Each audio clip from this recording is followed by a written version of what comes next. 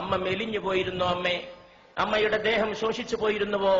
മലമയീ ശയ്യാച്ച സാംവത്സരി, എന്റെ മലമൂത്രത്തെ അമ്മ കൊല്ലക്കണക്കിന് കാലം ശയ്യയാക്കിയിരുന്നുവോ?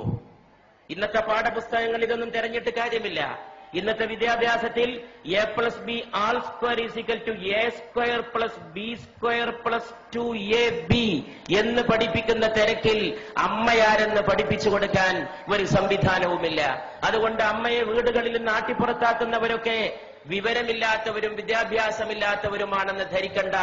അവരൊക്കെ വലിയ ബഹുമതികളുടെ അക്ഷരക്കൂട്ടങ്ങളെ സ്വന്തം പേരിന്റെ അകമ്പടി ചേർത്ത് എഴുതി വെക്കുന്നവരും ബിരുദ കൂമ്പാരങ്ങളിൽ ജീവിക്കുന്നവരുമാണ്. പക്ഷെ അമ്മയെ തിരിച്ചറിയാൻ വേണ്ടത് വേറെ ഒരു ജ്ഞാനമാണ്, സ്നേഹത്തിന്റെ ഒരു ജ്ഞാനമാണ്. അമ്മ വീണ്ടും നിർബന്ധിച്ചപ്പോൾ ശങ്കരൻ ഒരു ശ്ലോകം ചൊല്ലി തന്റെ അമ്മക്ക് നന്ദി പറയുകയാണ് ചെയ്തത്. നമസ്തേ നമസ്തേ ജഗന്നാഥ വിഷ്ണു, നമസ്തേ നമസ്തേ ഗദാ ചക്രപാണേ, നമസ്തേ നമസ്തേ പ്രപന്നാർത്തിഹാരിൻ, സമസ്താപരാധം ക്ഷമസ്വാഖിലേശം, മുഖേ ചന്ദ്രഹാസം നഖേ ചന്ദ്രഭാസം, കരേ ചാരു ചക്രം സുരേഷാഭിവന്ദ്യം, ഭുജംഗേ ശയാനം ഭജേ പത്മനാഭം എന്ന് മകൻ ചൊല്ലുമ്പോ അമ്മയുടെ രണ്ട് കണ്ണിൽ നിന്നും കണ്ണുനീരിന്റെ പ്രവാഹമായിരുന്നു. അങ്ങനെയാണ് ആര്യാമ്പ കണ്ണടച്ചത് എന്ന് ചരിത്രം നമ്മോട് പറയുന്നു. പ്രവാചകൻ മുഹമ്മദ് നബി സല്ലല്ലാഹു അലൈഹി വസല്ലമയുടെ മുമ്പിൽ ചെന്ന് ഒരു ശിഷ്യൻ ചോദിച്ചു, ഞാൻ ആരോടാണ് ഏറ്റവും കൂടുതൽ നന്ദി കാണിക്കേണ്ടത്? ദൈവദൂതനായ മുഹമ്മദ് നബി സല്ലല്ലാഹു അലൈഹി വസല്ലം മറുപടി പറഞ്ഞു, നിന്റെ മാതാവിനോട്. ചോദ്യകർത്താവ് ചോദിച്ചു, പിന്നെ ആരോട്? രണ്ടാമത്തെ ആൾ ആരാണെന്നാണ് ചോദ്യകർത്താവിന് അറിയേണ്ടത്. പക്ഷേ അവിടുന്ന് പറഞ്ഞു, നിന്റെ മാതാവിനോട്. പിന്നെ ആരോട് എന്ന് ചോദിച്ചപ്പോ വീണ്ടും പറഞ്ഞു, നിന്റെ മാതാവിനോട്. നാലാമതും ചോദ്യകർത്താവ് ആവർത്തിച്ചു, ഇനി ആരോടാണ് നന്ദി കാണിക്കേണ്ടത്? അപ്പോൾ പറഞ്ഞു, പിതാവിനോട് എന്ന്.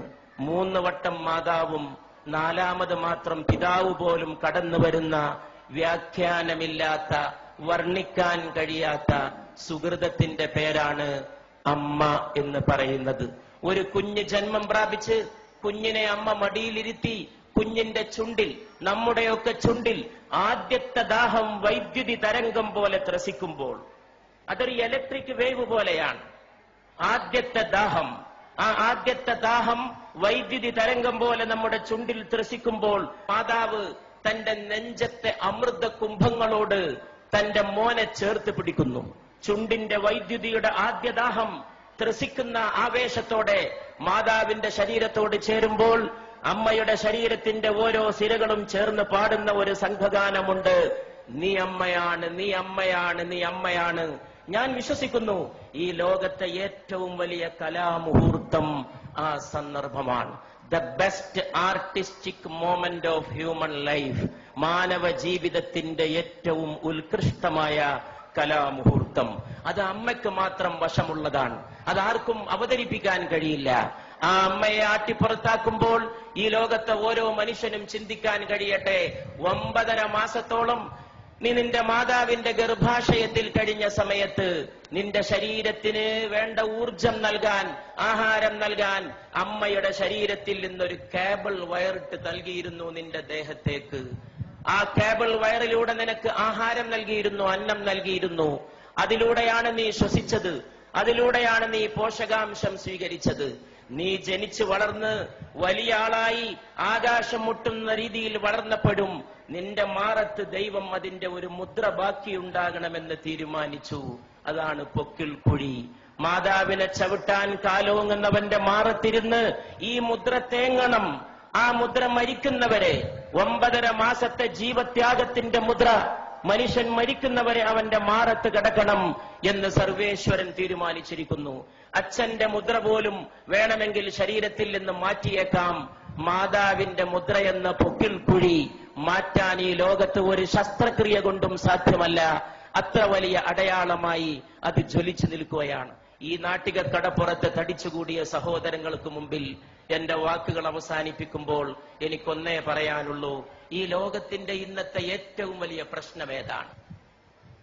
ഒരുപാട് പ്രോജ്വലമായ കലാമുഹൂർത്തങ്ങൾ നമ്മുടെ നാടിന് സമർപ്പിച്ച് ഈ നാടിന്റെ കലാഹൃദയത്തെ ത്രസിപ്പിച്ച മോഹൻലാലിന്റെ സാന്നിധ്യത്തിൽ, സത്യൻ അന്തിക്കാടിനെ പോലെ ഒരു നിമിഷത്തെ സ്നേഹത്തെ ഒരു യുഗത്തേക്ക് പ്രസരിപ്പിച്ച ഒരു തൂലികാകാരന്റെ സാന്നിധ്യത്തിൽ, കേരളത്തിന്റെ ഗ്രാമങ്ങളിൽ മുഴുക്കെ മുഴങ്ങിയ കൈതപ്രത്തിന്റെ സ്നേഹഗാനത്തിന്റെ സാന്നിധ്യത്തിൽ, ഒരുപാട് കുടിലുകളിൽ കഞ്ഞിയില്ലാത്തവന് കഞ്ഞി എത്തിച്ചു കൊടുത്ത് ഒരുപാട് മലയാളികൾക്ക് തൊഴിൽ നൽകിയ, സ്നേഹത്തിന്റെ പുതിയ വ്യാഖ്യാനം തീർത്ത യൂസഫ് അലി സാഹിബിന്റെ സാന്നിധ്യത്തിൽ, ഇവിടെ ഈ മഹാസ്നേഹ സമ്മേളനം സംഘടിപ്പിച്ച, അതിനുവേണ്ടി ത്യാഗം ചെയ്ത എന്റെ പ്രിയ സ്നേഹിതൻ, സ്നേഹത്തിന്റെ പ്രതാപം പോലെ ജ്വലിക്കുന്ന പ്രതാപന്റെ, അദ്ദേഹത്തിന്റെ സുഹൃത്ത് റഷീദിന്റെ, അവരുടെയൊക്കെ സഹപ്രവർത്തകരുടെ സാന്നിധ്യത്തിൽ ഞാൻ ചോദിക്കുന്നു.